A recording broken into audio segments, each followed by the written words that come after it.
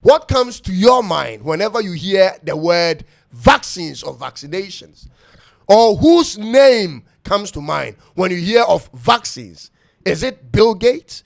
Because if it's not Bill Gates, then I wonder under which rock you have been living in the last 20 years. It has to be Bill Gates. The man who was once upon a time in software and computer production, but now a vaccination expert. If the UN is involved, ladies and gentlemen, trust me, Bill Gates is involved. The same man who in 2010 in a TED talk said, and I quote, "The world today has 6.8 billion people. That's headed up to 9 billion people." He continues, "Now, if we do a really good job on new vaccines, healthcare, and reproductive health services, we could lower that by perhaps 10 or 15%, end of quote. Ladies and gentlemen, if we do a really good job on new vaccines, reproductive health services, we could lower that by 10 to 15%. That came from Bill Gates. Don't allow yourself to be deceived any longer, ladies and gentlemen. Kenyans must protect their future. Africa must protect our future. Did you know that, as a matter of fact, African countries with the least access to vaccinations have the highest birth rates? Think about these things.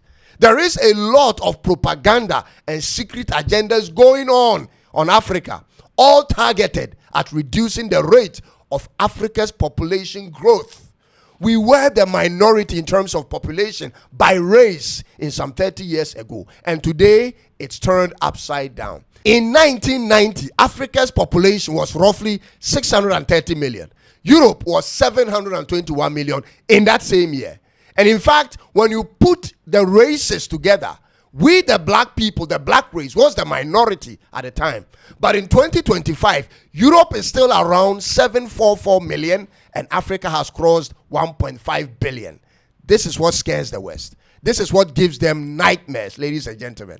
The fact that in the next 15 years, out of every 5 people, you are likely to have at least 3 black people is scary to them. Asia is exploding in population just as Africa. But all the vaccines agendas are targeted around Africa because Asians have chosen a path of self-reliance and we haven't. We are so gullible and easily manipulated. They will use us as guinea pigs for experiments if we let them, ladies and gentlemen.